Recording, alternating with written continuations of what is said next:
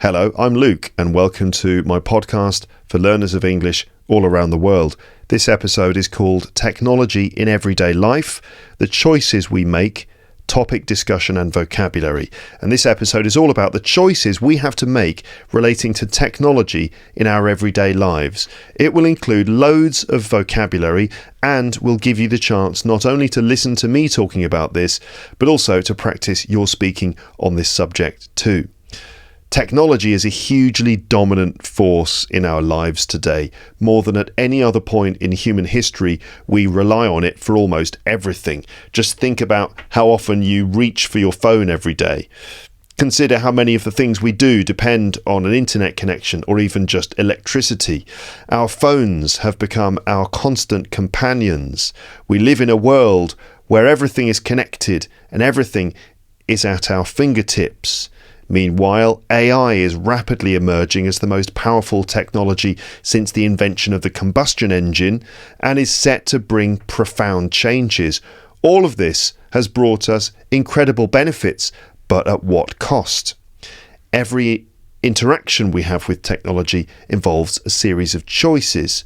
We constantly have to weigh up the advantages against the personal, social and environmental costs of using all the various forms of tech which have found their way into our everyday lives. This is a crucial topic and one which comes into our conversations all the time these days. So with this episode, I want to give you the tools to have these conversations in English. So coming up in this episode, I have a list of discussion questions relating to different aspects of technology in our everyday lives. These are questions I've used in class with my students for discussion practice and also for vocabulary work, and now I'm converting that into a podcast episode. You can use these questions too. You can just say your answers out loud, either with a speaking partner or on your own. They are talking points which you can use to practice your speaking on this subject. You can find them all listed on the PDF for this episode. There's a link in the description. There's a link in the description, right, for the PDF. And yes, that PDF has all the notes from this episode, including discussion questions, vocabulary lists, and also a full transcript. This episode also has full English subtitles on YouTube, so you can switch them on if you want to read at the same time as watching this. If you're listening to this in a podcast app, as I said, you'll find the full transcript link in the description. So I'll demonstrate how you can use these questions for speaking practice on this topic. And after listening to this, use the questions to do the same thing yourself. Notice the vocabulary that I'm using and use it yourself while you practice your speaking skills. This episode is listening practice, but also a chance to spot different bits of vocabulary which you can use later. There'll be words and expressions on all the main topics relating to how we use technology in our daily lives. And I'm talking about issues such as these: privacy versus convenience, data sharing, digital detox, online behaviour, digital legacy, tech addiction, tech for children, information quality, digital sustainability, AI and automation, security practices, surveillance and privacy, tech company ethics, and tech and well-being. So what do you think? Would you be able to discuss these things fully in English? Do you know about the various issues connected to these things? And do you know all the relevant words that you would need to use when having a conversation on any of those subjects? Well, that's what this episode will help you with. Now, I'm going to answer these questions as a lay person, and I should probably explain what a lay person means. A lay person, not as an expert. So we use the word lay person when we're talking about science or maybe other areas of expertise like the law, technology in this case. A lay person is just a normal person, not an expert. Okay, so sometimes we use the word layman in layman's terms, but also we can say lay person, and it just means someone who doesn't have expert knowledge in the field. So for example, if you're talking about the law, if you're talking about legal issues, you could have legal specialists, lawyers who have special knowledge about a certain subject. And then you've got the layperson or the layman, and that would be just someone who doesn't really have special inside knowledge on the subject.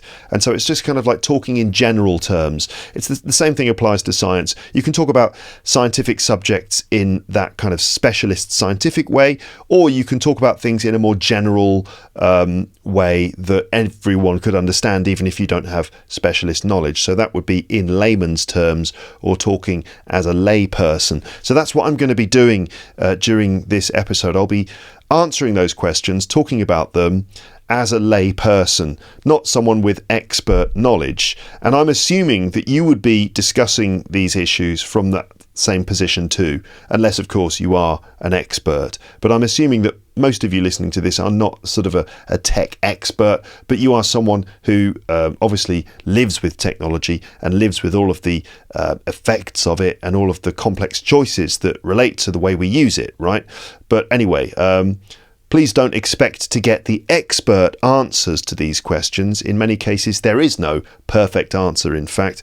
But really, this is all more a question of how we describe and discuss technology today and how it influences our lives as ordinary people.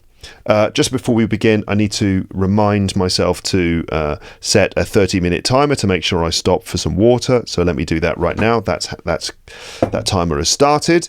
Also, I want to remember to make notes of vocabulary on a separate document during the episode, because no doubt bits of vocab will come up during this episode, and I would like to remember to make a note of that vocabulary on a different document. I've already started, in fact, and here in my notes I've got some bits of vocab which I've already used, in fact. So we have vocab like technology is a hugely dominant force. It's dominant. It dominates our lives. We rely on it for almost everything, meaning we need it. We are reliant on it. We rely on it means, we need it for various different things. Consider how many of the things we do depend on an internet connection. So we depend on it, we rely on it, we need it. These are all synonyms. Everything is at our fingertips. If something is at your fingertips, it just means that it's right there, available to you easily and immediately. With our phones, of course, literally things are at our fingertips, because all you need to do is go on your phone, open up your internet browser, and literally things are at your fingertips. So that's just an expression that means things are close and near to you and available to you instantly. AI is rapidly emerging as the most powerful technology, blah, blah, blah. Rapidly emerging. If something emerges, it means it arrives, it becomes real, becomes visible, it becomes obvious.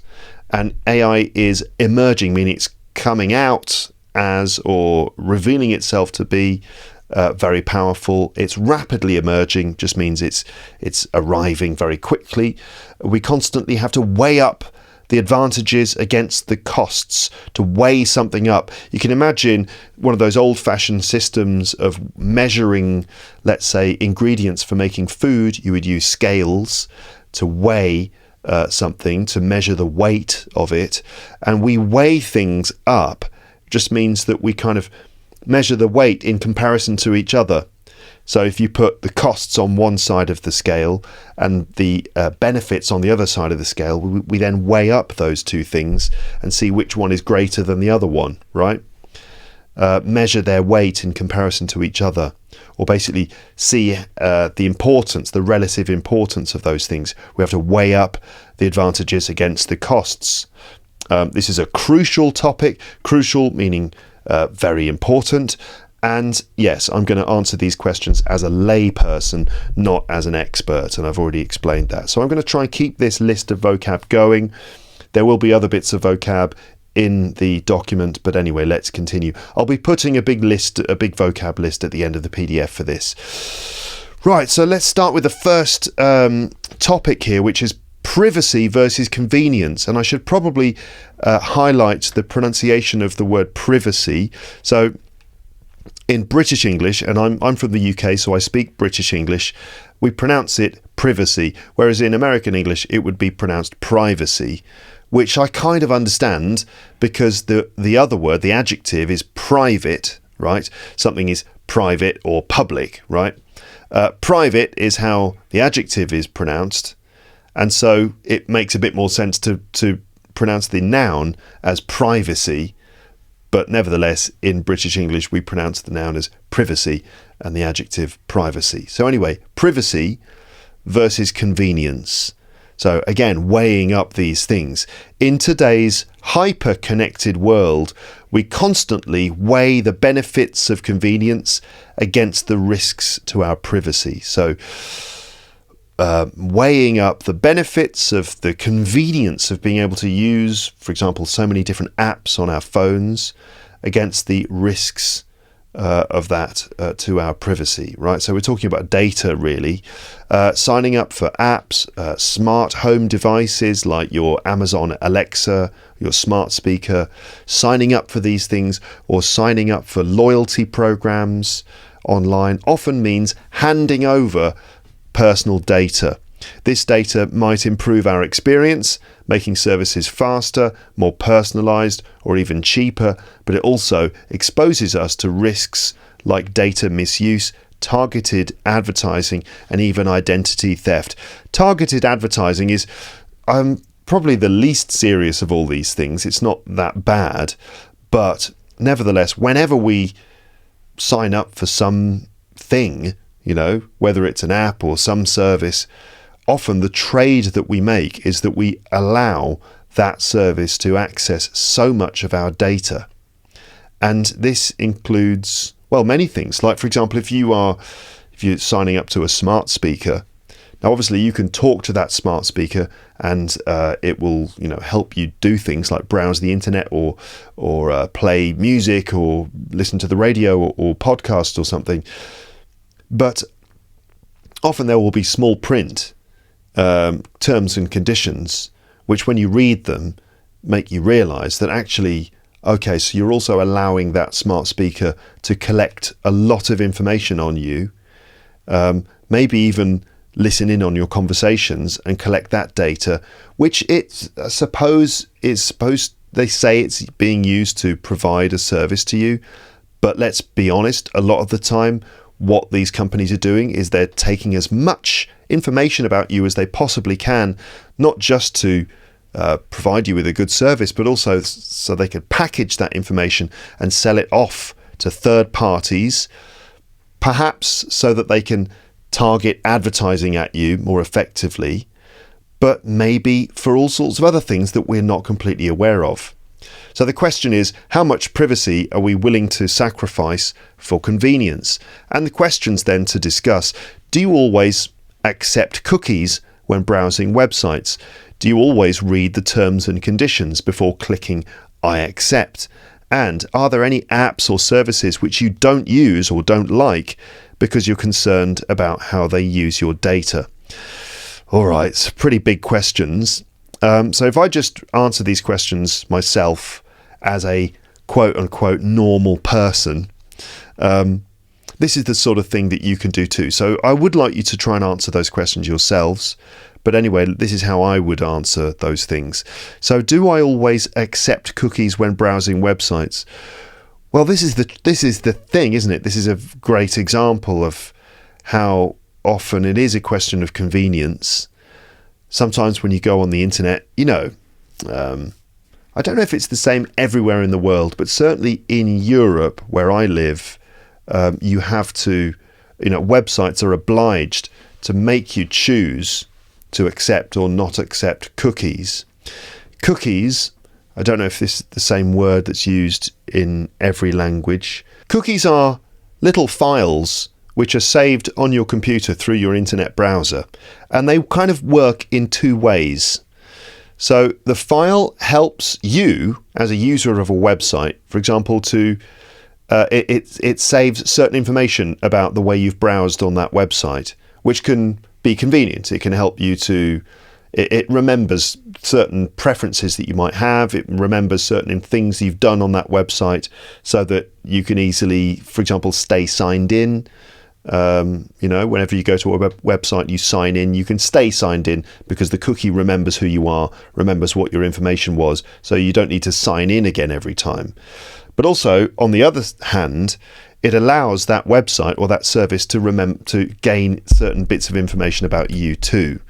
I'm not entirely sure what that information is. It could be limited to, for example, your browsing preferences, what you've done, what you've clicked on, and what you've done. For example, if you go on a shopping website and you look at certain products, the cookies will help that website remember the things that you looked at, which presumably it will then use to try and send you targeted advertising. But there could be a lot more. They could be gathering a lot more information and saving it than just that. So that's basically what cookies do. Now, personally, I don't really want all of these websites to remember everything about me and to have access to all of my information. When I go to a website for the first time, I'm given the option to accept cookies or reject them or manage my cookie preferences.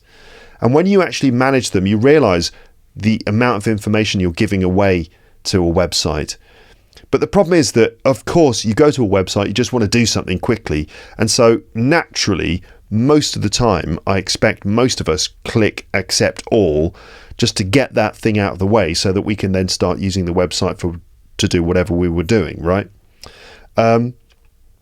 I do try to block as many of the cookies as I can, but it's annoying because sometimes you have to go in and manage and uncheck various boxes, select different things before you can continue. It's rare that websites just give you the option to reject all cookies, but if I am given that option, that is what I do.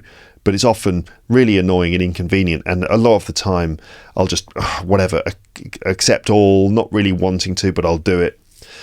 But that's just a small example of how we do have to make this trade-off between, privacy and convenience. What about you? Do you always accept cookies when browsing websites, or do you, choose the less convenient route of having to manage your preferences? Do you always read the terms and conditions before clicking I accept? I'd be surprised if anyone really read all of those terms and conditions. Like whenever you sign up to a new service, there are pages and pages of legal terms and conditions. Normally we just scroll through them, don't we? And just like, whatever, accept all. Yeah, I'm sure it's fine. But we don't know really what we're signing up for. And are there any apps or services which you don't use or don't like because you're concerned about how they use your data? Loads of them. All sorts of services. I'm concerned about how all of them do.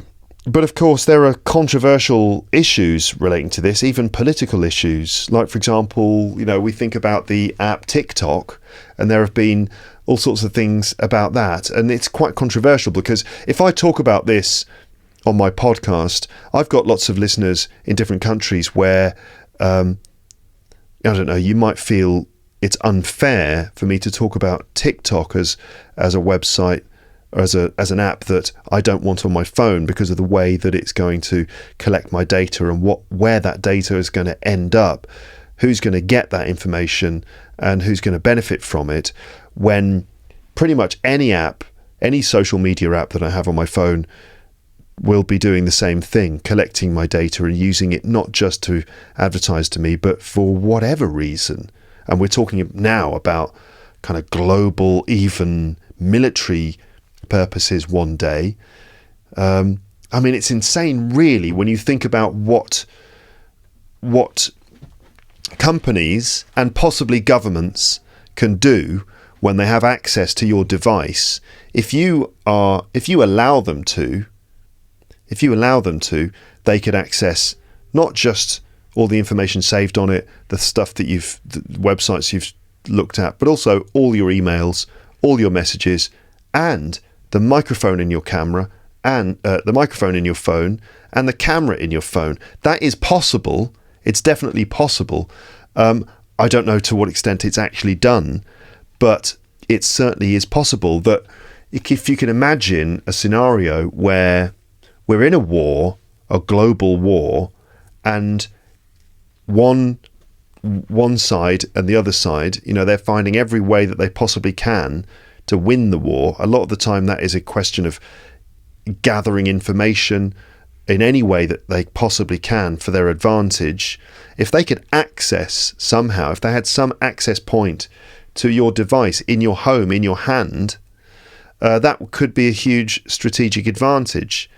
Not only that, there's also the fact that if you are using a certain app on your phone regularly, that could be a source of sort of information control as well.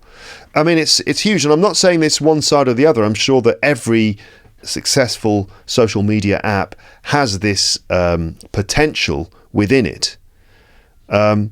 So all apps really, I'm concerned about. It's hard to judge, between them all.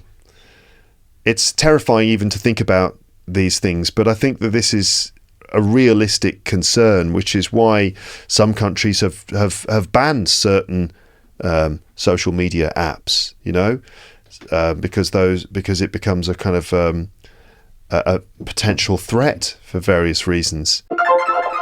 Hello, I just want to come in here and add the first of several interruptions that I'm going to make during this episode. This one right now is going to be about a case study of TikTok and data concerns, and I wanted to just sort of expand on this.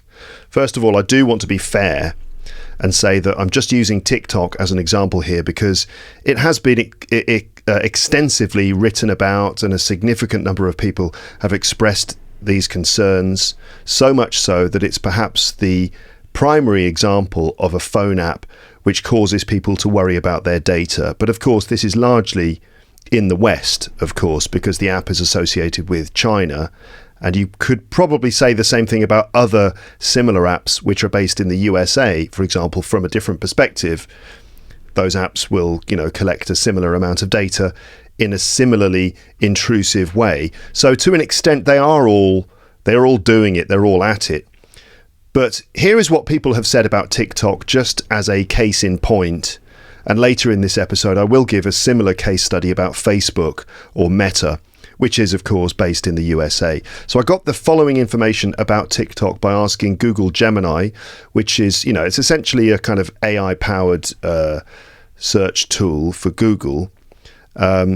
And it based its response on a variety of sources, including various media outlets, government agencies, VPN services, and universities, mostly USA-based, I should add. Anyway, here's what I found. So concerns about TikTok and personal data primarily revolve around the vast amount of information the app collects and the potential for this data to be accessed or misused, particularly by the Chinese government due to TikTok's parent company ByteDance being based in China. So here's a summary of the key concerns. First of all, extensive data collection. TikTok collects a wide range of user data, often beyond what many users might expect. While many apps collect user data, some aspects of TikTok's practices have consistently raised more alarms due to their nature and the company's Chinese ownership. Is that debatable? Is that a debatable point? Here are some of the most shocking or concerning aspects. So, extensive biometric data collection. TikTok has acknowledged collecting biometric identifiers in regions where permitted by local laws. So they apparently haven't broken laws in doing this. This can include information about facial features, body features, and voice prints. Right? Facial features. So, for example, what your face looks like. Body features, even being able to identify maybe your outline or other parts of your body. I don't know what those body features could be, but more than just your face. And voice prints. So what your voice sounds like. That's a bit much, isn't it? So they can identify you by your voice or by your face. The concern here is not just the collection itself, but the potential for this highly sensitive permanent data to be used for identification, tracking, or even manipulation, especially if it were to fall into the wrong hands or be compelled by a government. You can imagine how that kind of information could be used in less, let's say, entertaining ways. Also, keystroke patterns, that's basically recordings of how you have actually typed on your keyboard or where your finger has gone on your screen. So keystroke patterns and rhythms, battery state, and audio settings. Beyond typical app usage data, reports have indicated TikTok collecting highly granular device information. Granular means in very small details, such as keystroke patterns or rhythms, battery state, and audio settings. This level of detail about how you interact with your device and its physical state goes beyond what many users would expect or consider necessary for a short-form video app, and could potentially be used for advanced device fingerprinting or behavioural analysis. Clipboard access. So your clipboard is any time you copy something on your phone, let's say some text or a photo, you copy it in order to then paste it somewhere else. It goes onto your clipboard, right? So clipboard access. There have been numerous reports, particularly concerning iOS devices, where TikTok was found to be frequently accessing users' clipboard content, even when the app was in the background. So even when the app is, you're not even looking at it, you've moved on to something else, you're in your emails or whatever, and you're copy pasting some text or a picture, TikTok is still recording what you're adding to your clipboard, apparently. While TikTok has claimed this was for anti-spam and legitimate features, the automatic and frequent nature of this access without explicit user consent was a significant privacy breach. This could potentially expose sensitive information copied by users, such as passwords, financial details, or private messages. Anything you've copied onto your clipboard, your password, bank details, anything. Even when you're in another app doing something completely different. Also, metadata of content created, even unshared content. TikTok reportedly collects metadata. This is, I suppose, information about the videos or audio or pictures on your phone. Right, that could include, I don't know, facial recognition data or maybe location-based information. So it reportedly collects metadata about the videos and images users create, including identifying objects and scenery. So it can identify objects and scenery. It could maybe locate the picture based on the content of the picture. Facial and body features, again, voice prints and spoken words, even if the content is never actually posted or shared. So if it's just saved in your device. This means that the app is analysing and potentially storing information about you, about your personal creations, before you even decide to make them public, raising questions about the scope of its internal surveillance. I should say also that those of you listening to this who feel it's unfair that I'm talking specifically about TikTok, although I have mentioned that, and I will talk about Facebook and Meta in a moment, I should say everyone should be worried about this kind of intrusion, right? This is not just a kind of like one country versus another country type of thing, right? I think we're all subject to this level of surveillance and this level of intrusive data harvesting of our personal information. I think it's completely unacceptable for anyone, wherever you are, whoever you are, right? In whatever political context you live in, I think that we can all agree that this is surely a breach of our privacy. And then, well, the response from Gemini does mention Chinese government compulsion and the potential for that. This is the overarching and most alarming concern due to ByteDance's, that's TikTok's parent company, headquarters in China. And I think the suggestion is that because of the reach that the Chinese government has in China relating to being able to involve itself in the affairs of any company that exists and operates there. Because of ByteDance's headquarters in China, there are legal frameworks in China that could compel the company to share data with the Chinese government for intelligence or national security purposes. Despite TikTok's assurances of data localization, storing US user data in the US, for example, the fear persists that the Chinese government could still legally demand access to user data, algorithms, or even exert influence over content moderation and algorithmic recommendations to push narratives or suppress dissent. This goes beyond typical commercial data exploitation and into geopolitical and national security territory. And lack of transparency and shady practices. Shady practices would be like suspicious things. Historically, TikTok has faced criticism and even fines, so having to pay money, for a lack of transparency in its data collection practices. Transparency relates to, information or things being visible. So not hidden, but transparent, meaning that anyone can see into the company and see what it's doing. Transparency is a thing that's encouraged, like the GDPR regulations in Europe are supposed to ensure a level of transparency so that ordinary users accessing a website or an app or an email newsletter or something will know that the company involved is going to do this, that, or the other with your data, or is taking this kind of information from you, that it should be open. This information should be available to everyone. That's what transparency means. So TikTok's has faced criticism and fines for its lack of transparency in its data collection practices and how it handles user data, particularly concerning minors. That's underage people, children, and international data transfers. This perceived ambiguity fuels distrust and makes it harder for users to truly understand what they are agreeing to.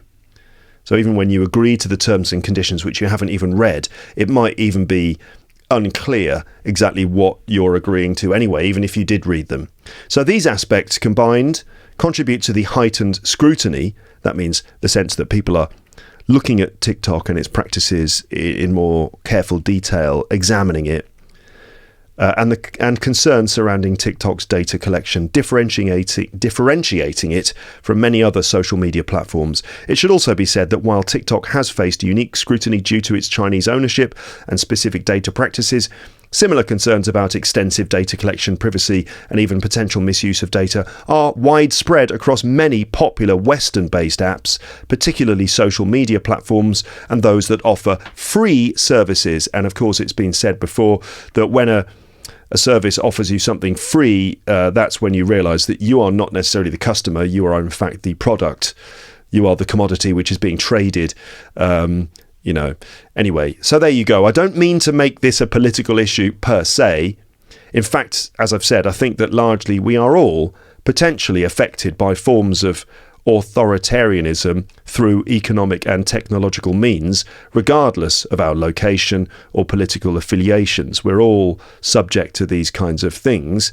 In other words, we are all spied on and have our freedoms compromised by powerful people.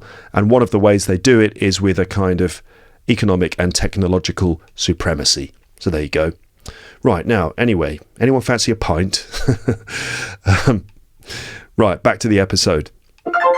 What do you think about this? How would you answer that question? Are there any apps or services which you don't use because you're concerned about how they use your data? We could say the same thing about Facebook. I'm not a fan of Facebook, and I generally try to avoid going on it because I don't like the way that they've used our data in the past. And there was a scandal involving Facebook and a company called Cambridge Analytica, which was basically Facebook allowed certain accounts to be targeted by not just advertising, but by politically motivated posts. And this is all connected to the Brexit referendum, that there was kind of shady organisations posting, let's say, fake news in a very targeted way to try to promote Britain's exit from the European Union. Hello again. So it's already time for my second interruption with case study number 2, which is the Cambridge Analytica and Facebook scandal. I thought it would be worth going into some detail about this because, the more detail, the better, rather than just hearing me sort of rambling about this. I thought that I would look into it in a bit more detail and give you some more specifics. So this information about the Cambridge Analytica and Facebook scandal is from a variety of sources, including UK universities, the UK government website, Wikipedia, and other international trade services. Also, famous investigative journalism by Carol Cadwallader, and a really interesting couple of TED Talks that she did on this as well, which you can see on the TED website. So the Cambridge Analytica and Facebook scandal, which came to light in early 2018, involved the unauthorized collection and use of personal data from millions of Facebook users for political purposes. What happened? First of all, the data collection mechanism. In 2014, a Cambridge University researcher named Dr. Alexander Kogan developed a personality quiz app called This Is Your Digital Life. Users who downloaded and took the quiz unknowingly gave the app permission to access not only their Facebook profiles, but also the profiles of their Facebook friends. At the time, Facebook's API, that's Application Programming Interface, I guess that's the way that websites interface with other websites and sort of share data across each other and things like that. So Facebook's API allowed developers to collect data on users' friends by default, meaning that was the normal setting, that apps that worked with Facebook, you know, sometimes you'd be on Facebook and there'd be like a game app, like it used to be Words with Friends. Was that done through Facebook? Or other games like that where you would essentially allow the app to share your Facebook information? So their standard default settings for sharing data included your friends' data, even if the friends themselves hadn't consented. So if you accepted to do this quiz through Facebook, all of your friends' data would be shared with this app, even if your friends hadn't consented. Secondly, sale to Cambridge Analytica. Kogan then sold this collected data to Cambridge Analytica, that's CA for short, a British political consulting firm. CA was backed by conservative donors like Robert Mercer and former Donald Trump political advisor Steve Bannon as a co-founder. And there are also sort of allegations of other kinds of funding. Psychographic profiling and micro-targeting. Cambridge Analytica used this vast data set to create psychographic profiles of voters. These profiles aimed to identify individuals' personality traits, vulnerabilities, so that's like their weaknesses, maybe issues, topics that they're particularly sensitive about, and political leanings. The alleged purpose, when we use the word alleged, it basically means this is what people have said. It might not have been fully proven in a court of law. So you saying alleged or the allegation is a way of kind of saying that this isn't necessarily true, but this is what people have said, right? So the alleged purpose was then to use this information to develop highly targeted political advertisements and messages designed to influence voters' behaviour in elections, including the 2016 US presidential election and the Brexit referendum. Right, so all this information harvested, shared with Cambridge Analytica, and their aim allegedly was to target voters. What I understood is that they targeted voters who were undecided. So let's say if it's the Brexit referendum, you've got voters who clearly are going to vote Remain, voters who clearly are going to vote Leave, and then there's the people in the middle who haven't quite made up their mind yet. These are the people who were targeted, right? The company claimed to have up to 5,000 data points on every US voter. Point 4, scope of the data, so the size of the data set. While Cambridge Analytica initially claimed to have collected data from about 30 million Facebook users, Facebook later confirmed that the data of potentially over 87 million users was improperly accessed, with a significant majority being from the United States. So, the alleged scandal. The core of the scandal was the unauthorized harvesting, that's collection without authorization, the unauthorized harvesting and exploitation, that's use, for some reason, of personal data for political manipulation. That's really serious and seriously undemocratic. Key allegations included lack of informed consent. There's that word consent, meaning giving your consent, saying that you agree, that you allow something to happen. Millions of Facebook users had their data collected without their explicit knowledge or consent for this specific purpose. While some users consented to the app for a quiz, they were unaware their friends' data would also be taken, or that the data would be sold and used for political targeting. Deception. The app developer Alexander Kogan allegedly deceived users about how their data would be used, and Facebook's culpability. Facebook was heavily criticised for allowing its platform's API to enable such broad data collection from friends of app users. Also, not adequately monitoring how third-party developers were using the data they collected. Being aware of Cambridge Analytica's improper data acquisition as early as 2015, but failing to ensure the data was destroyed, and not acting decisively enough until the story broke publicly in 2018. So apparently they knew about this in 2015, Facebook. They knew that Cambridge Analytica was doing improper things, but they didn't do anything about it until it became public, and then they realised, oh, we've got to do something about this because it makes us look bad. Initially downplaying the incident as not a data breach because no systems were hacked, but rather a violation of its terms of service. Critics argued this was a semantic distinction that obscured the significant policy violation. So a semantic distinction, when we talk about semantics, we just talk about the meanings of words, right? This is what semantics is. So this is a typical sort of legal response where the argument is over the precise definition of the words used. So they were saying this was not a data breach. No one was hacked. It was a violation of our terms of service. And the critics said that this was just a way of avoiding the real issue, which was the privacy violation. And then we have the manipulation of elections. The most serious allegation was that this data was used to create sophisticated, manipulative political campaigns designed to influence the outcome of major elections, raising concerns about the integrity of democratic processes. The scandal led to significant public outcry, governmental investigations, calls for stricter data privacy regulations like GDPR, and a major hit to Facebook's reputation. Yeah, this is definitely the time when I really was turned off Facebook, and I saw it for what it is, which was, I just felt like it was a cynical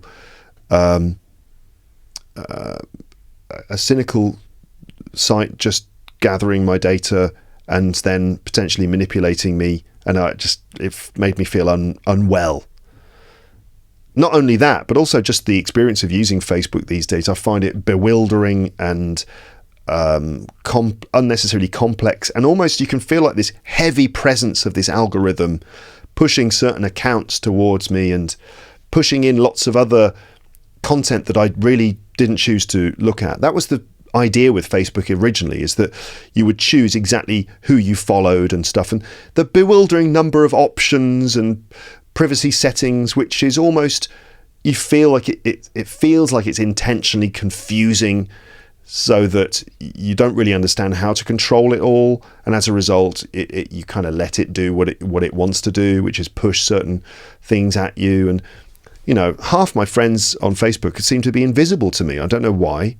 Anyway, continuing this case study, Facebook faced numerous fines. They had to pay money and had to implement changes to its data privacy policies and API access. You have to watch these companies.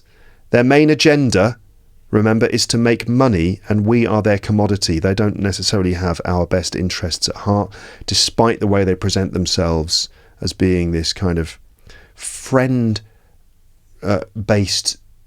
exploit, which is all there to help connect people.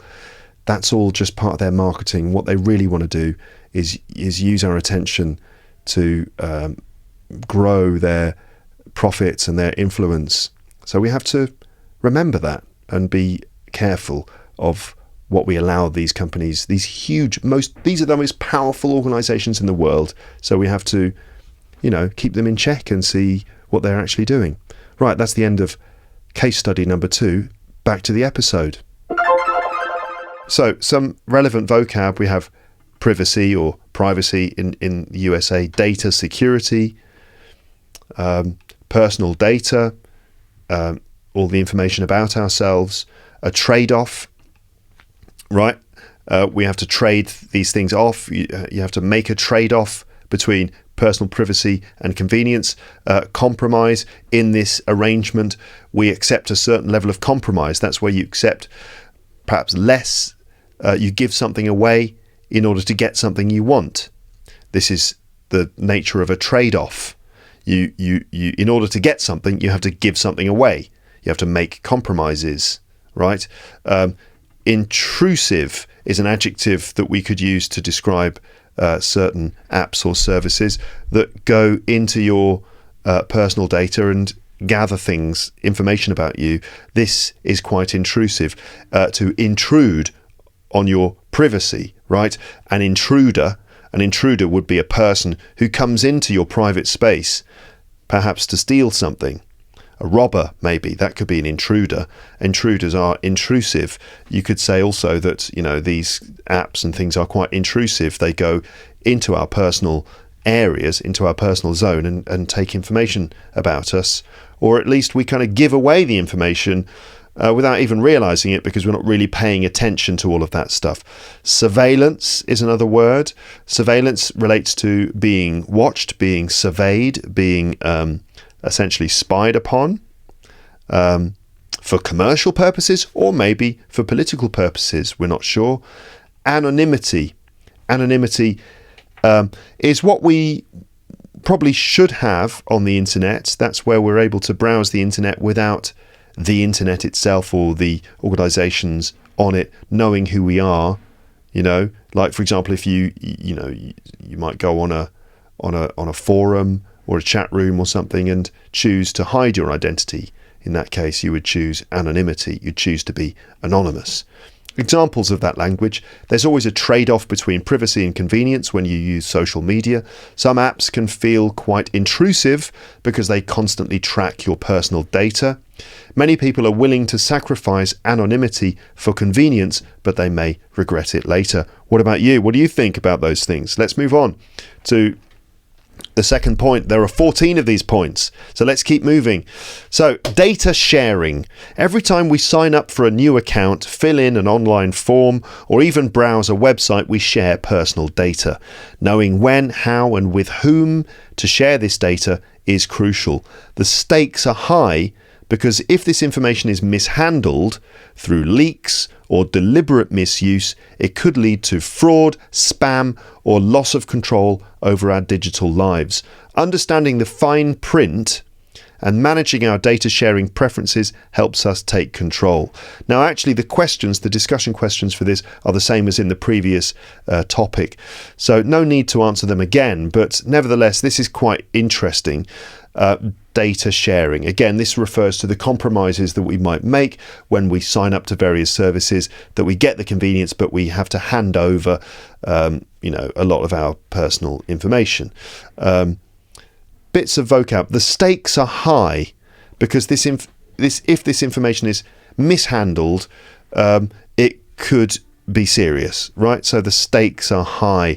This is quite an good expression. I'm just going to note this one down.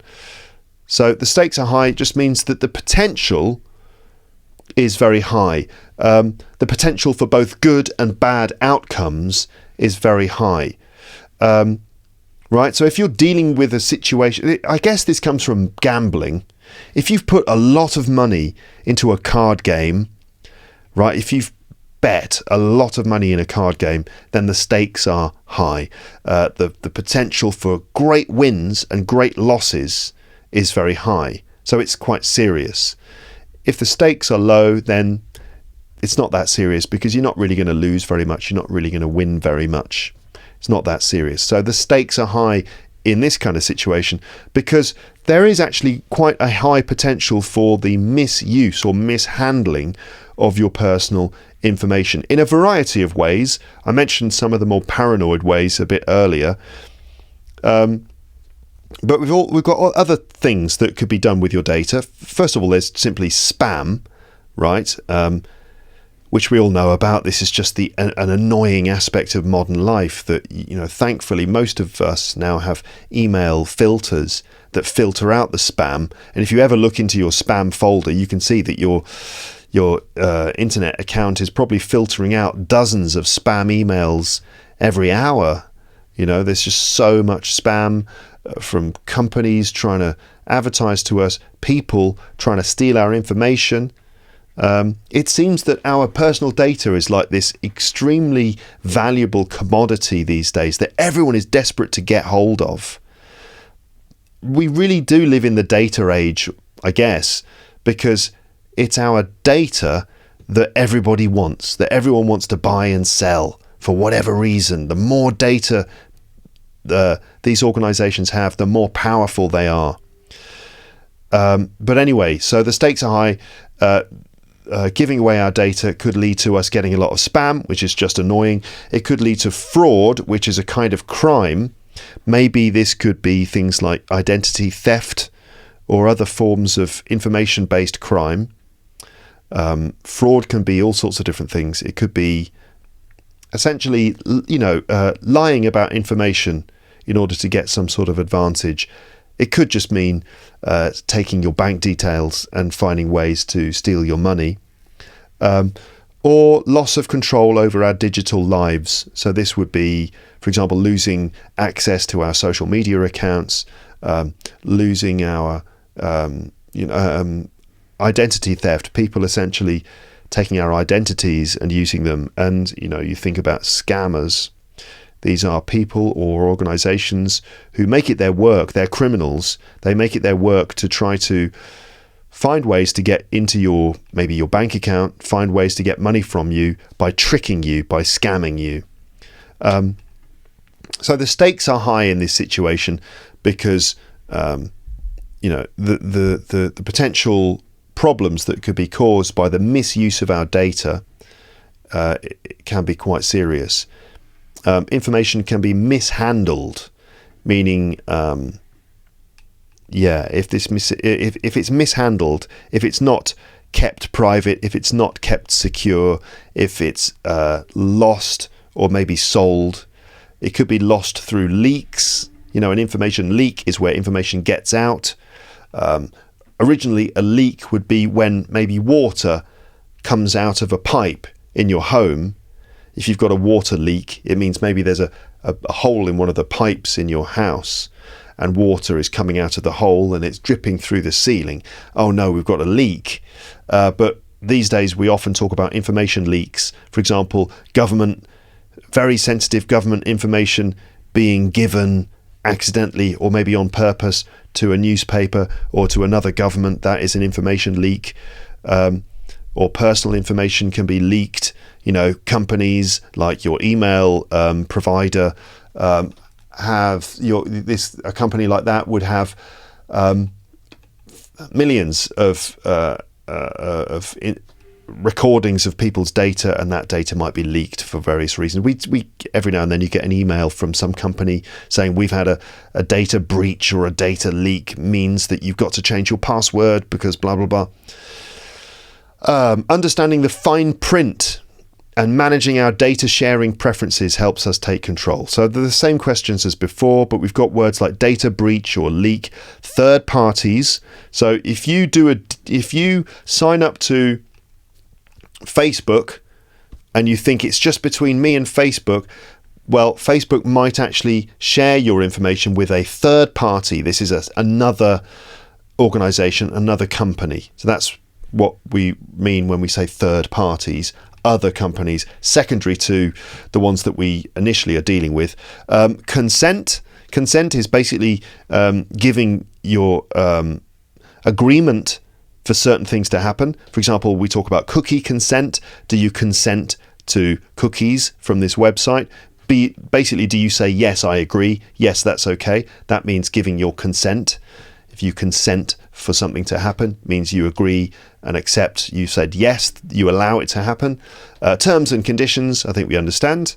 This is like when you sign up for a different website, you have to read the terms and conditions, which essentially explain what that website can do with your data. You can opt out. For example, opting out of cookies is opting, meaning choosing as an option to be out, so essentially rejecting cookies. GDPR, this is the sort of regulation procedure in Europe, which means that companies have to be transparent and clear about the way that they are using your data. And it's GDPR which has forced a lot of websites to give you the option to opt out of cookies, or at least control your preferences with the way that cookies are being used and so on. Email lists, if a company puts your email into an email list, it should ask for your consent. You should be accepting that first. But I mean, the number of times we end up in email lists without our consent is not good. That's why there is a regulation procedure like GDPR in place. Do you have a similar thing where you are in the world? Examples again, I never read the terms and conditions, so I probably give consent to a lot of things without realizing it. After the recent data breach, I decided to opt out of sharing my data with third parties. Do you always accept cookies without thinking about the implications? Okay, let's move away from sharing our data and stuff and talk about the third item in my list, which is digital detox. So with our lives increasingly tied to screens, whether it's for work, socializing, or entertainment, it's easy to lose track of time and feel overwhelmed. A digital detox means consciously stepping back from technology to recharge mentally and emotionally. It can help us sleep better, reduce stress, and reconnect with offline hobbies and relationships. But actually switching off is often harder than it sounds. So this is digital detox. Normally when we talk about detox, we're talking about changes to our diet to try and eat more healthily and to get rid of toxins in our bodies. So, I don't know, after Christmas, for example, when you eat lots of unhealthy food, that's my alarm to remind me to drink water. After Christmas, yes, you might have a detox in January where you try to eat much more healthily and avoid alcohol and stuff to give your body a chance to get rid of all those toxins. A digital detox is the same kind of thing, but you essentially give yourself a chance to get away from all of the digital what would you call it, input in your life. Essentially trying to use your phone less, get it going away from screens as much as possible. So yeah, with our lives increasingly tied to screens, our lives are connected to screens. We sit in front of screens all day at work, and then at home we're in front of screens for our entertainment and stuff. We are connected to the screens. We're tied to them increasingly more and more. Whether it's for work, socializing, or entertainment, it's easy to lose track of time and feel overwhelmed. If you lose track of time, it means you lose that sense of what time it is. You feel overwhelmed when things feel like they are too much. A digital detox means consciously stepping back from technology to recharge mentally and emotionally. Because when we are always on our phones, looking at the screens, looking at whatever it is, whatever bit of social media we're looking at, of course, our attention is being manipulated all the time, where there are lots of tricks designed to make us either keep our attention here, move our attention there, and also manipulate our emotions. It can actually be quite a sort of manipulative experience, again, without us really realizing it. We're constantly being manipulated by the things we're looking at, in the sense that our emotions are being triggered, our feelings are being worked on. And when you consider how much sort of information you give to the apps that you're looking at, it's quite clever the way that they are able to work on your emotions, your preferences, in order to keep you on that platform. In fact, our attention I talked about our data being a commodity which is bought and sold, but also largely our attention is a commodity now, which these companies trade in. The more they can keep our attention, keep us looking at the things they want us to look at, the more value they get. And so our attention is also traded around. So it can be quite a, what's the word for it? It can be quite an impactful thing to be online all the time, not just in a physical sense of the way that the light shining in your eyes, that side of things, but also in a mental health sense, that constantly being subtly manipulated, being rewarded with dopamine and all these other little micro manipulations that are constantly going on, that does have an impact on us. So stepping away from technology and going back to basics and just living without it for a while can be, I think, probably very, very good for us. So questions: how much screen time do you have each day? Is it too much or is it okay? How do you know? I obviously too much screen time. I think for most of us it's probably too much. It does make me wonder about younger people who have grown up with phones, and for them, I wonder if they even realise how much screen time they're getting, and what it's really like to live without screen time, what the difference is. A lot of people are growing up now with no sense of objectivity on this. And I'm showing my age when I say this, but I remember, a time when there were no smartphones, of course, and I remember a time when there were no mobile phones at all, and it's quite a different time, quite a different experience. So anyway, how much screen time do you have? Probably too much. First of all, at work, when I'm working, I sit in front of a computer all the time, either preparing podcast episodes or doing all the other different things I have to do in relation to making podcasts. A lot of it does involve sitting here in front of a computer. And then in the evening or in my free time, yeah, of course, I'm often on my phone or in front of my computer, probably on YouTube or maybe Netflix or some other streaming platform. And yeah, it's too much, I think. It is too much. How do I know? Well, sometimes I just feel a bit burnt out from all of that screen time. Other times I actually get a headache from looking at the screen too much. And sometimes I wonder if maybe my mood is being affected. It's very hard to know because you've got nothing to compare it against. But it does make me wonder if maybe I would be perhaps happier. Might feel more stable, more grounded, more mentally well if I wasn't looking at screens so much. Next question: are you good at detoxing from technology? How do you do it? How could you improve in this area? I think I'm fairly good at it because I'm kind of aware of it, and there are times when I make a conscious decision not to look at my phone. And I've spoken about this on the podcast before. I find that when I do that, when I, for example, in the evening, actively choose not to be on my phone and instead to read a book or play music or even just lie down with my eyes closed, or to go out and socialise with my friends, something like that, I generally have a much, much better time. Often I feel like I'm scrolling my life away if it's automatic. The kids are in bed, my wife and I have had dinner, we end up on the sofa on our devices, and often that is time, I think, that's wasted. I'm just scrolling through YouTube, searching for the video that's just going to get my attention. I'm not necessarily looking for something in particular.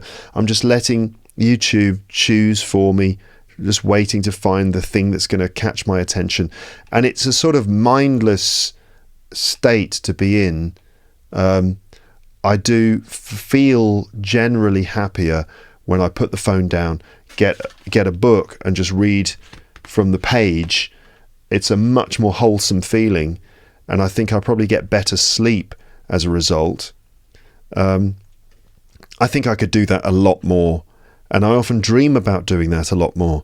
It's terrible, isn't it, really? I think we are compulsive with our phones.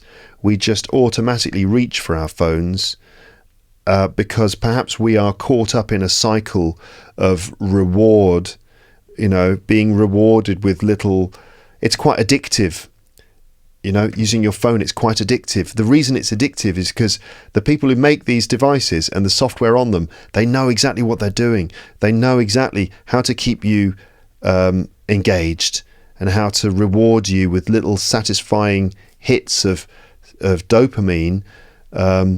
That's just the way that these systems work. They hold your attention.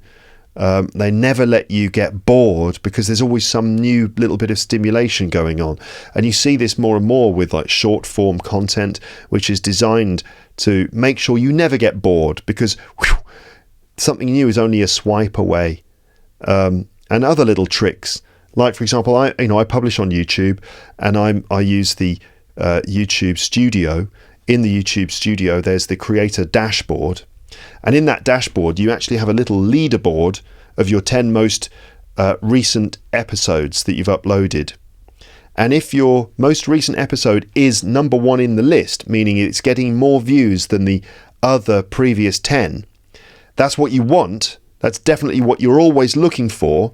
And your most recent episode is somewhere in that list, that Premier League of episodes, let's say, of your last episodes. When your episode hits that number 1 spot, it actually rewards you with a little shower of confetti. So a little shower of confetti comes out from the number. It goes 1 out of 10. Poof, little shower of confetti. That little shower of confetti does definitely trigger some sort of little reward mechanism within you where your brain makes you feel a little happy. It's a little response to that poof, shower of confetti, which it's essentially giving you dopamine. We know this. We've researched this. We know what's going on. It's a little dopamine hit that you get. It's the same kind of hit that you get when you see that someone has liked your video or given you some positive response to a post that you've written. Little number,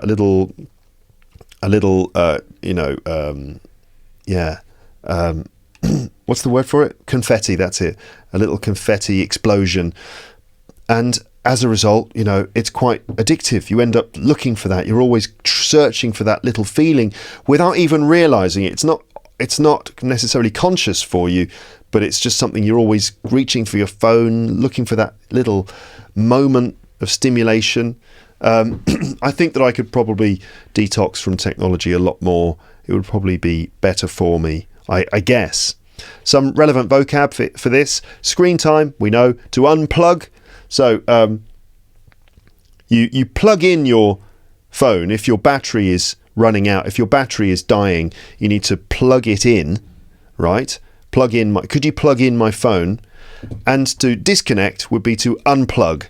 So that's literally plug in and unplug. But also you can unplug yourself from technology.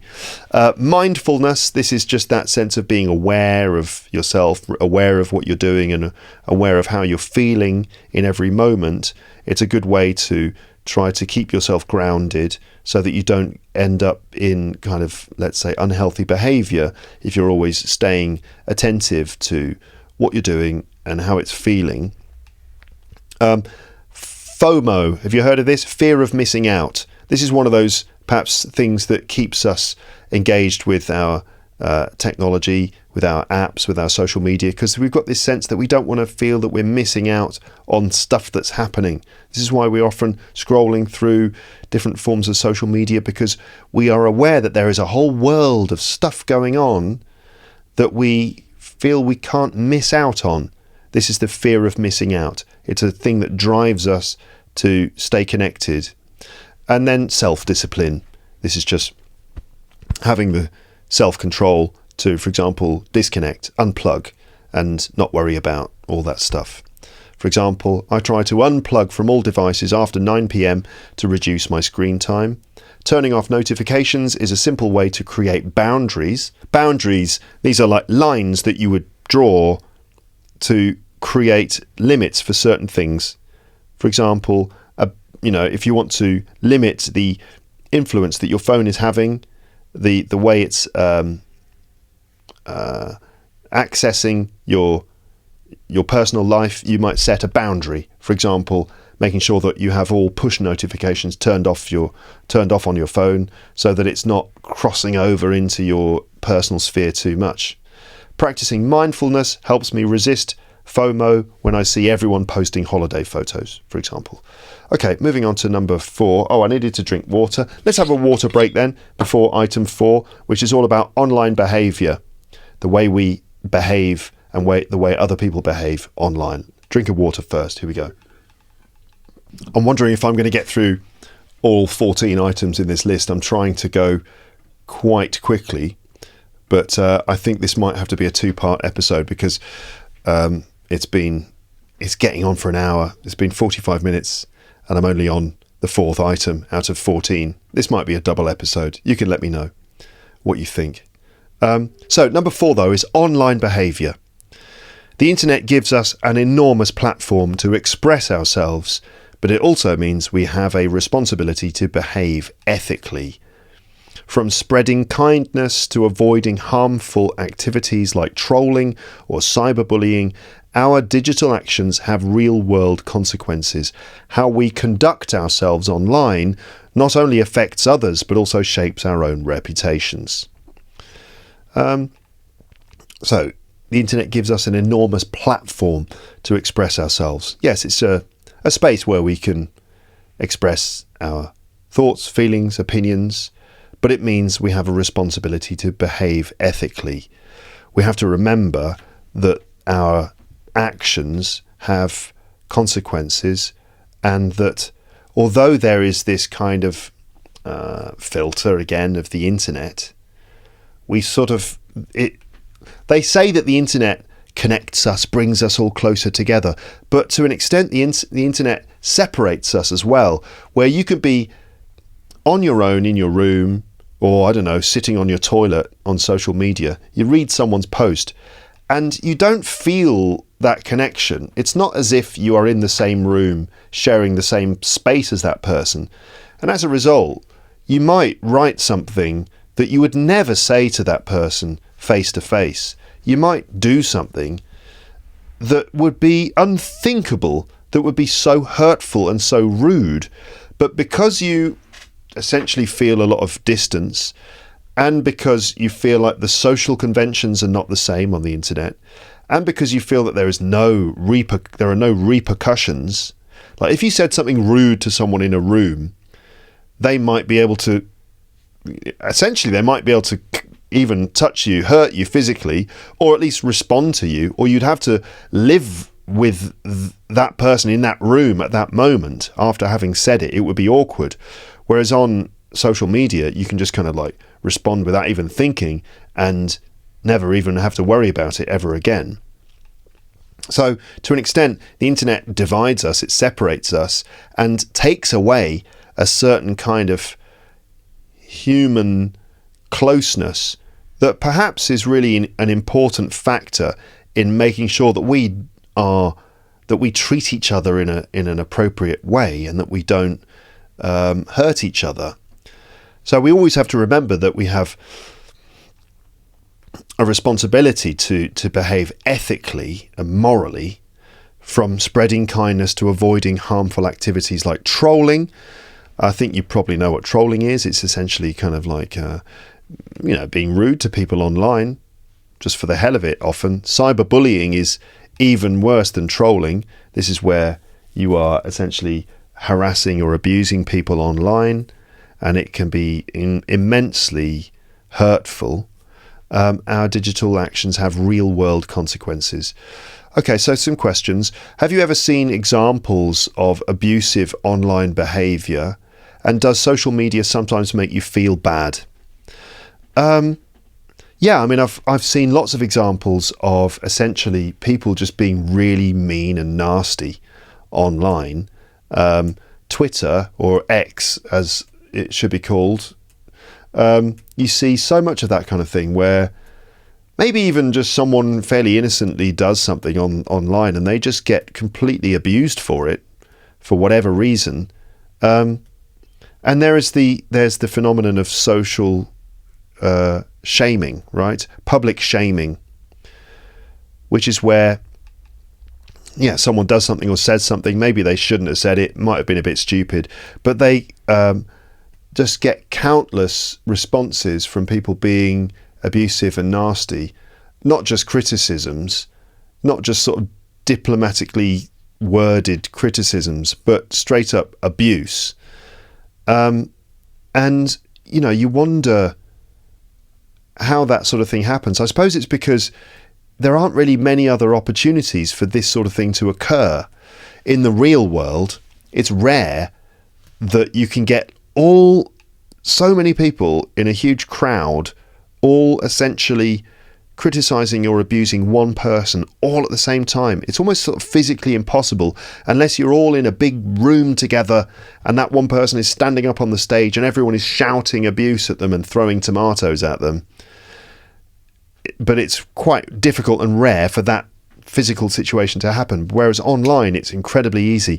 So of course I've seen all sorts of things. Example, I can't think of any specifics now of just someone online being abused, and it must be crushing. It must be horrendous. I mean, okay, so maybe I've seen examples of, let's say, a famous online English teacher who arguably was who made a couple of videos that were questionable in the way that they treated non-native speakers making mistakes, and the sort of subtext of the videos was, if English is not your first language, then you might sound a bit stupid if you say certain things, or if you speak with this accent it makes you sound uneducated, so try to speak with this accent.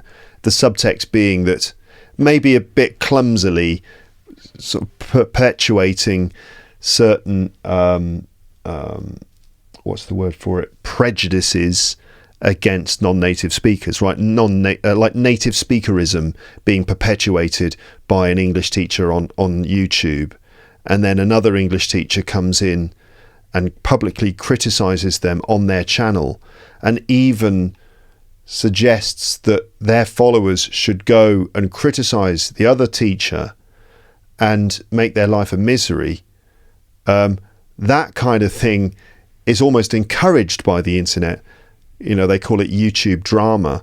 That sort of thing is almost encouraged by the system of how a social media like YouTube or maybe Instagram or whatever works, rather than simply the one person directly talking to the other person in private and saying, I think that the way you're doing this isn't right, and criticizing them privately, instead sort of mobilizing an army of people who then criticize the other person for it. It's like the internet almost encourages this sort of thing, but in actual fact it can be incredibly upsetting and damaging for the poor person who suddenly is being criticized by so many people all at the same time. It's incredibly dangerous. Social media does make me feel bad sometimes, just when I see that sort of thing happening, when I see the kind of the worst of human nature being set free, being allowed to happen. That makes me feel bad. You kind of lose faith in humanity when you see abusive comments and things like that. And I saw a lot of that stuff back in the days of Brexit, when there were you got a lot of abusive. If someone basically came out and criticised Brexit, a lot of other people, it was very kind of combative, and it felt like two sides fighting against each other, and there would be a lot of abuse thrown around, and you just think this is not the right way to have a normal, mature conversation about a serious subject. It became just a way to throw abuse at each other. So there you go. I think somehow the mechanics of social media allow the worst of human nature to come out. It's almost as if, as humans, we've never before in our evolution or in our history had this kind of social dynamic. And as a result, we've kind of lost our ability to moderate our behaviour. And the result of that is that people end up feeling absolutely terrible in their online interactions. I think there have been cases of, obviously there have been many cases of serious mental health issues as a result, but also suicides and other things like that. I think it's a dangerous thing if we're not mindful about it. So relevant vocab here is cyberbullying. Bullying normally happens in school. It's like kids bullying other kids.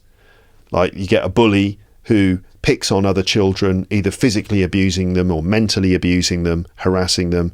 And it can be horrible. The kids can be very depressed. They don't want to go to school. It can affect their schooling. They can have serious mental health issues as a result of bullying. Cyberbullying is more or less the same thing, but on the internet, right? Trolling, we know about. Hate speech. This is abusive language, language used in a very hateful way. It could have a racial element to it or a sexual element to it. Harassment is similar to bullying. Digital footprint. Your digital footprint is essentially the sort of trace that you leave in terms of your data usage online. So you leave a kind of trail behind you whenever you use the internet. This is your digital footprint. We need to be aware of our digital footprint. People can, I don't know how it relates really to your online behaviour. I think it's more in relation to the way you leave data on the internet, which people can use. But maybe you could use digital footprint in relation to the kind of impact that you've had with your interactions online. And then netiquette. We have etiquette, which is like the rules of behaviour. For example, polite behaviour. That's etiquette. For example, etiquette at the dinner table, that it's rude to put your elbows on the table. You have to chew with your mouth closed. Don't talk with your mouth full. Say please and thank you. This is etiquette. And netiquette is the same thing, but for the internet. So like rules, social rules for the internet. I remember netiquette used to be talked about a lot in the early days of the internet, but I don't think people talk about netiquette so much anymore, which is maybe an indictment of the way that we have learned to use the internet. Examples. I've seen some awful examples of cyberbullying on Instagram. Remember that your digital footprint lasts forever, so good netiquette is important. So be careful of the way that you interact with people and make sure that you stay polite. Let's see if I can maybe do the next 3 items in my list, which would take me up to 7, and that would be halfway. That would be a good point to stop and then maybe carry on in part 2. Okay? By the way, I will collect vocab from this episode and put it in a list at the end of the PDF. So for all the bits of chunky vocab that have come up that I've explained quite quickly and moved on, you'll be able to consolidate all that by looking at a vocab list, which you'll find on the PDF. There will also be memory questions to help you jog your memory and recall bits of vocabulary that have come up here. Hopefully you're discovering some new words and things during this episode, and that you're able to use this to expand your vocabulary in order to be able to talk about all these things. I think it's important that you can talk about these things in English because these are such important issues in our lives today. Let's move on then to number 5, which is digital legacy. Our lives generate a massive amount of digital material, photos, emails, social media posts, documents, all stored on servers somewhere.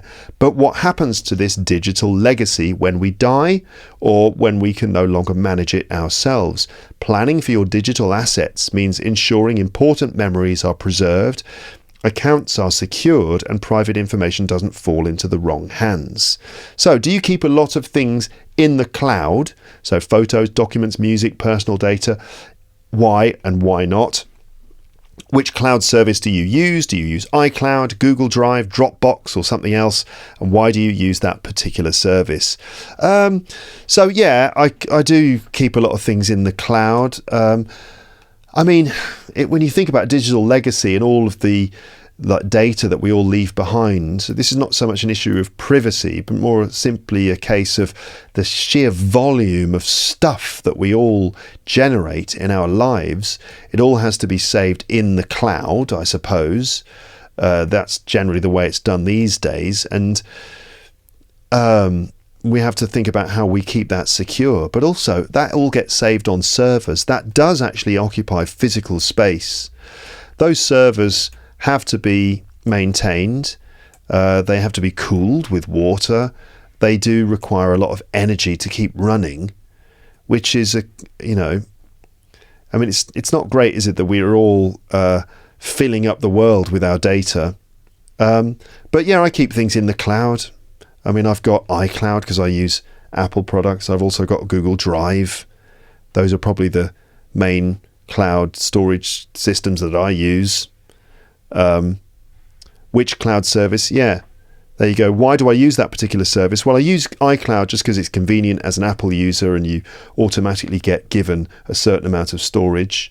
What else? And Google Drive I use because it's, I find it really convenient for Google Documents. I don't know how secure they are, really.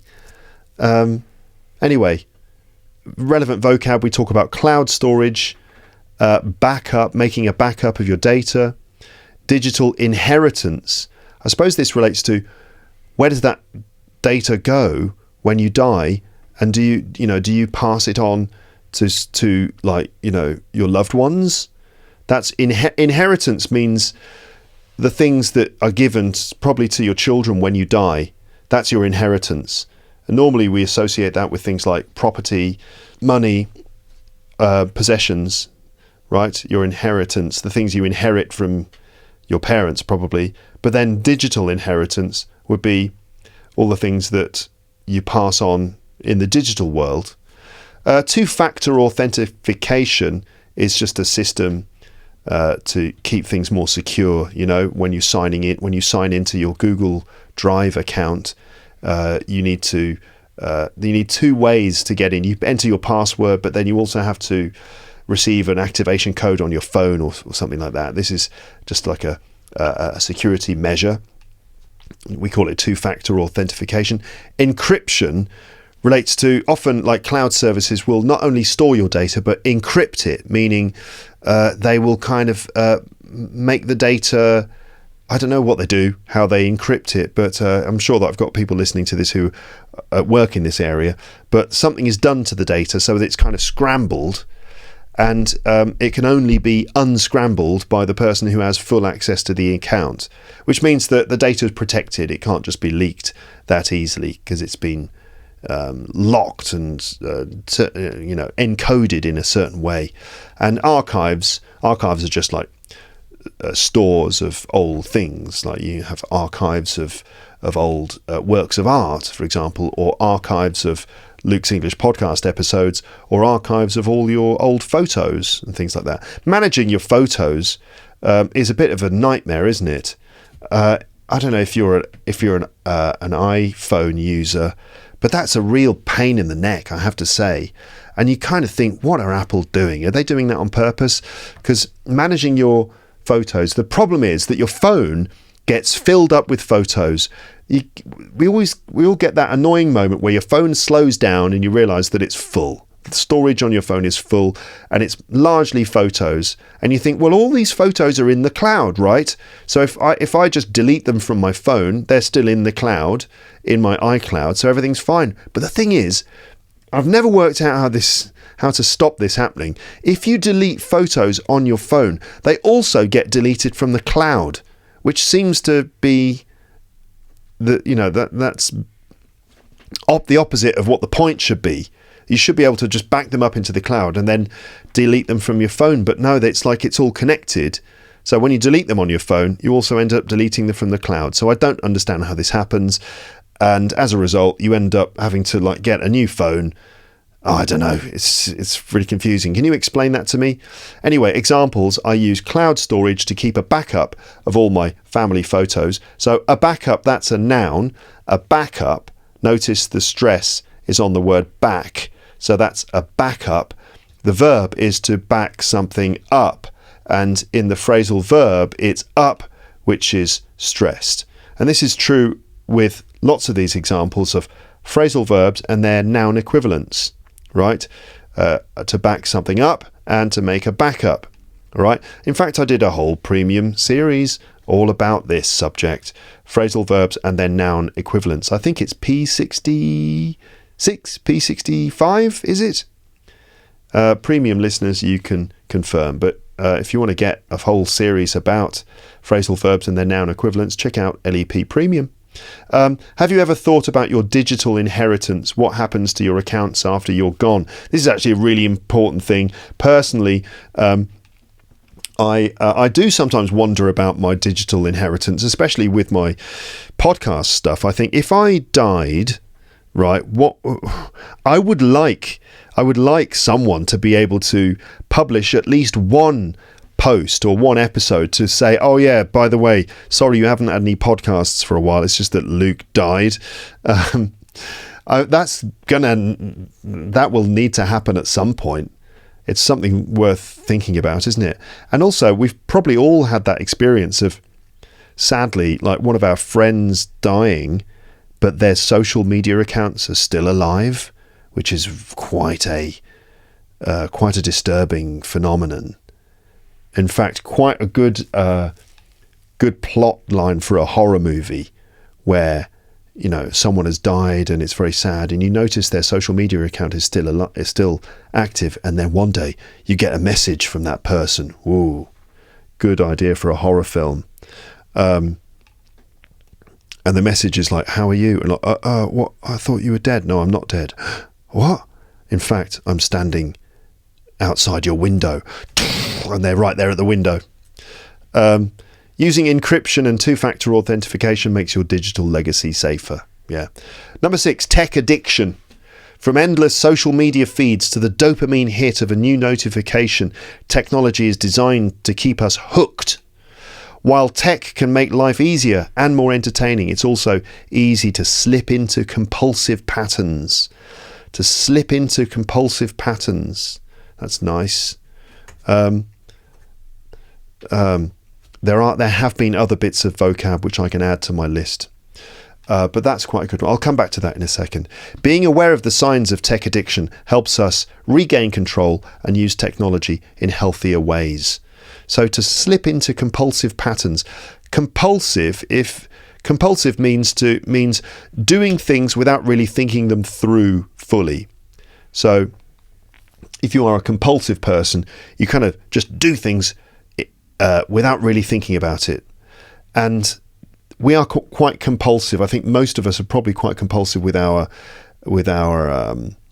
mobile phone usage, where, like I said before, you sit down at the end of the day on the sofa, and the automatic thing to do is just to start scrolling through whatever social media platform you use.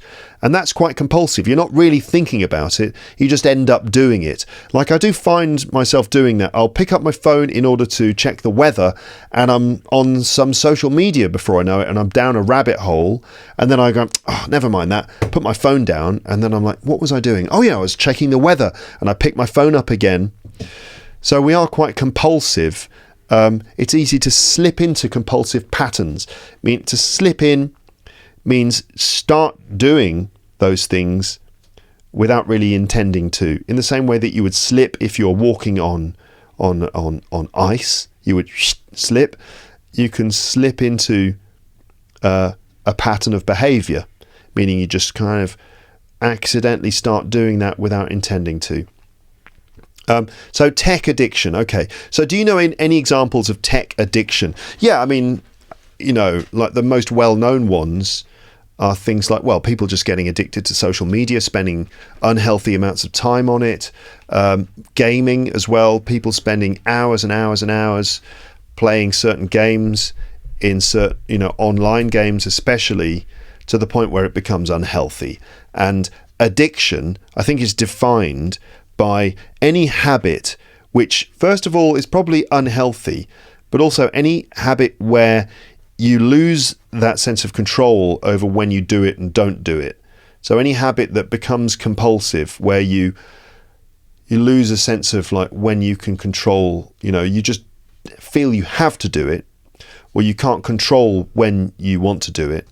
And the other one is when you stop doing it, or when that habit is taken away from you, how do you respond? What kind of withdrawal symptoms do you experience? So if we talk about addiction to cigarettes, right, which is obviously unhealthy, but we do it anyway. It's compulsive in the sense that we are compelled to do it. We don't necessarily want to, but we end up doing it anyway. And when you take away the cigarettes, when that nicotine is taken away, we experience horrible physical and mental withdrawal symptoms. Withdrawal means taking the thing away. And the symptoms of, withdrawal from nicotine are, you become very irritable, you can't focus, and you get these incredible cravings where it's almost unbearable how much you need to get to smoke a cigarette in order to make the cravings go away. And it's the same story with, many other substances as well. But with tech addiction, it can be a similar thing where you can, let's say, just your phone, just simply the act of going on your phone, you're compelled to do it. You don't necessarily choose to do it. You just end up grabbing your phone and you're on it, like I said before. Maybe it's bad for us because, like I mentioned before, it's probably physically not great to be looking at a screen all the time. And mentally also is not very good for us, probably. And also there are withdrawal symptoms often. I don't know if you've ever experienced it, but where suddenly that option is taken away from you, how do you respond? Personally, I tend to respond quite well to it. It makes me feel much more calm and healthy. But I think there are plenty of examples of people who, when the phone is taken away from them, they don't react to it very well. And though, you can see that tech addiction is a real thing. So are you addicted even just a little bit to your phone, to games, or to the internet? How do you know? Yeah, I'm sure I am. I'm sure I'm addicted to this in the ways that I've described. Maybe not that much. I think I've probably got it in check, but I think there's probably a certain amount of addiction going on. How do I know? Because I'm compelled to grab my phone. It's often the last thing I check at night, the first thing I check in the morning, which is quite sad, isn't it, really? But I think that I'm not the only one. I suppose that most of us are like that. Have you ever tried to live without your device for a while? How do you feel if you don't know where your phone is?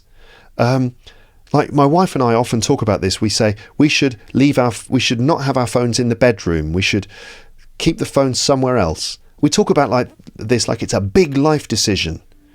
Like, should we ban the phones from the bedroom? We totally should. We know that we should, but we never do. How do I feel if I don't know where my phone is? I don't feel great. I'm like, where's my phone? You do panic, right? We do panic when we don't know where our phone is. Have you seen my phone? It's like, oh God, where's my phone? We do tend to freak out. I remember not that long ago, I was out with my wife and kids. We were out having a day in Paris. And we walked through some touristy areas.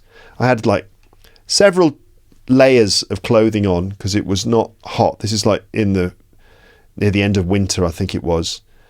And at one point, I realised I couldn't find my phone. I was checking my pockets, checked my bag. Where is it? Oh God! And I couldn't find it. And I thought to myself, oh no, I've been pickpocketed. I was convinced that someone had taken the phone out of my back pocket while I was walking through a touristy area, and instantly the day was ruined. It was like, no, not my phone. Oh God. Right, we're going to have to go to the mobile phone shop, cancel the contract, cancel the SIM card, do this, do that, get a replacement phone. It's like the day was ruined. And so we walked to the metro station to find the nearest phone shop to do that and the other. It's like the day was completely ruined. As we were walking down into the metro, I felt my inside pocket of my inside jacket, and the phone was there. And the relief that I felt in that moment, like that rush of endorphins or whatever, the chemicals that flooded my brain, the relief I felt when I realised I had my phone. It was like the best high I'd had forever. It was just an amazing feeling. We all felt so much relief, and it then became the greatest day that we'd had for ages. And we went back out into the park and we're like, you know what? Let's go on that big observation wheel. They have in the centre of Paris, in the park, they have this observation wheel, a bit like the London Eye, and you can go up in the wheel. You can have a great view of the city from up there. We would never normally have chosen to do it. It's never something we would choose to do. But on that particular day, we were like, you know what? Life just is worth living again. Let's go up on the observation wheel. Why not? We went on the observation wheel. We had chocolate cookies and coffee and had the best day of our lives. But yeah, how do you feel if you don't know where your phone is? Well, we panic, don't we? We panic and we freak out. It's the end of the world. And then when we find it again, oh, such relief. What things make up most of your screen time? Which things hold your attention? For me, it's YouTube. I'm a bit of a YouTube junkie, as I said before. And also the YouTube studio, checking out that list of which episodes are performing. My recent episode, how is it performing? If it's near the top, I feel good. If it's down at the bottom, I feel terrible. If it hits that top spot, poof, I get the confetti. Ah, that's good. Dopamine is a chemical which is released by the brain. I understand it's like a reward chemical. It's a kind of narcotic, I think, that your brain naturally produces that gives you a sort of reward feeling. And we can become addicted to that.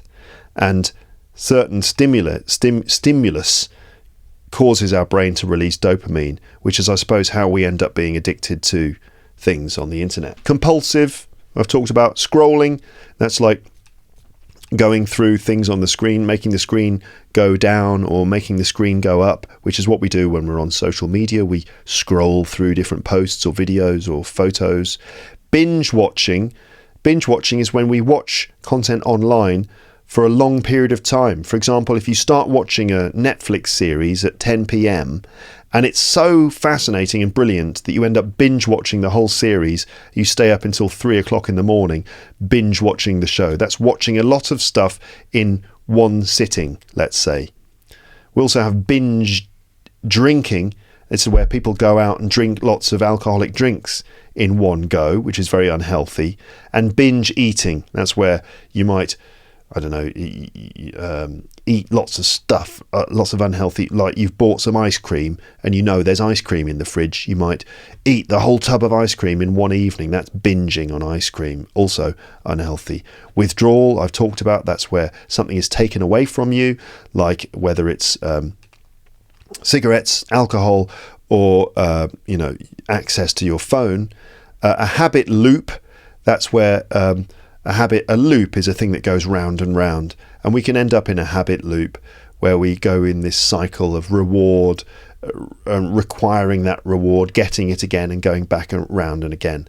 And trigger is a word, things trigger something. So social media can trigger a dopamine response in the brain. That's, I suppose, what trigger means. Trigger means cause it to happen. We also use trigger on social media to refer to when someone becomes quickly emotional in response to something. You can be triggered. That means to have a often negative emotional response to something. So someone writes a comment and you instantly get angry. That means you've been triggered by it. Examples: sometimes I find myself scrolling mindlessly for hours without realizing it.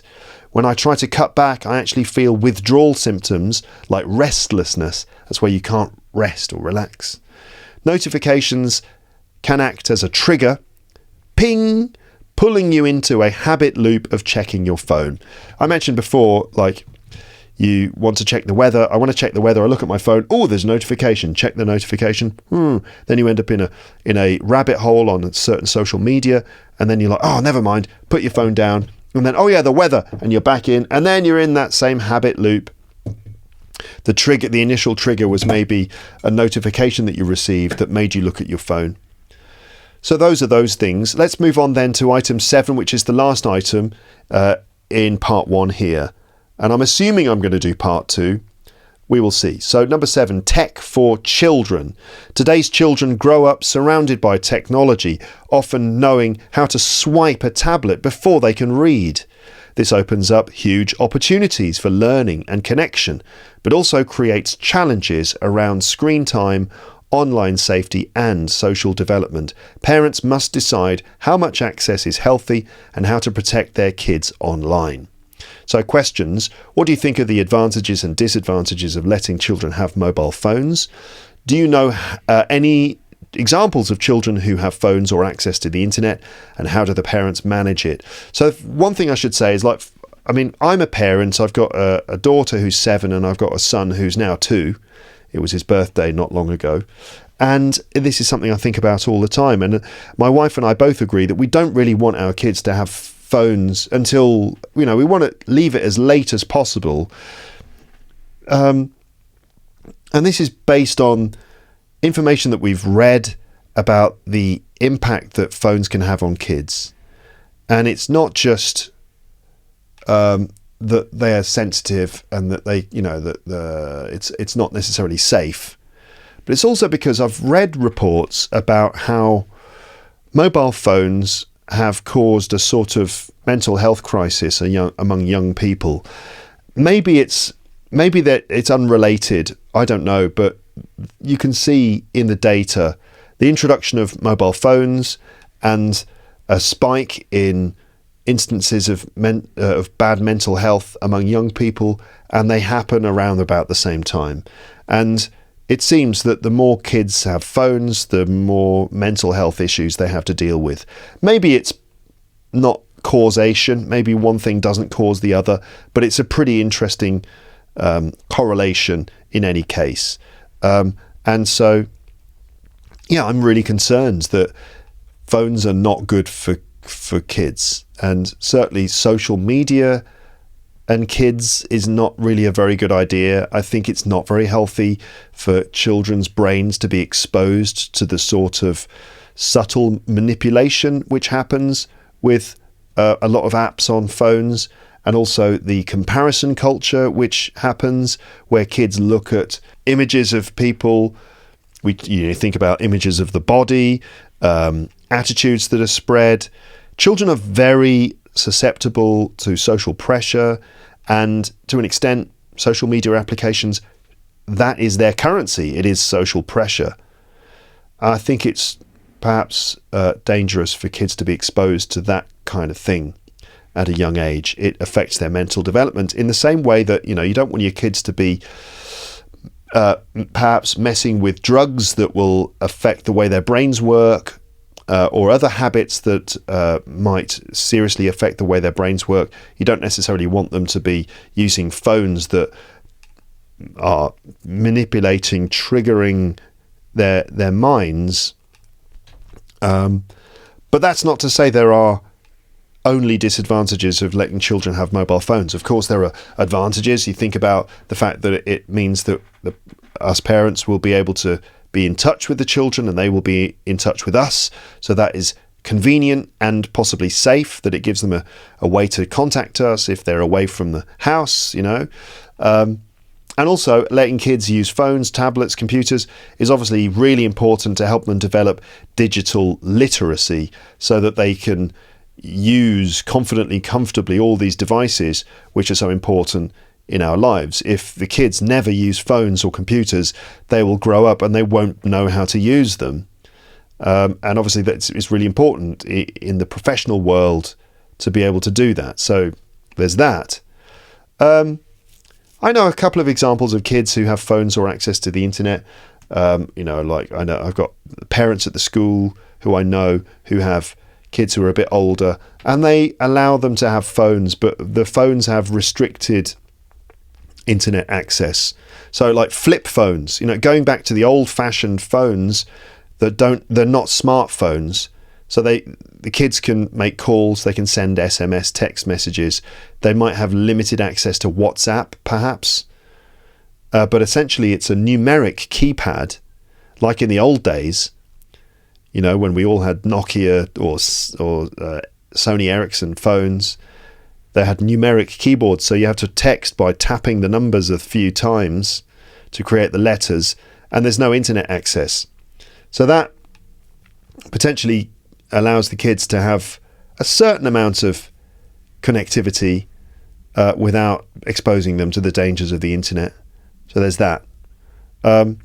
But yeah, we talk about parental controls, where the parents are able to limit what the device can do. Screen time limits, maybe just setting limits and time limits, telling your setting a timer, telling the children they can only use their phones within a certain time period. Age restrictions. A lot of services on the internet provide age restrictions so that under a certain age you can't use this site or whatever.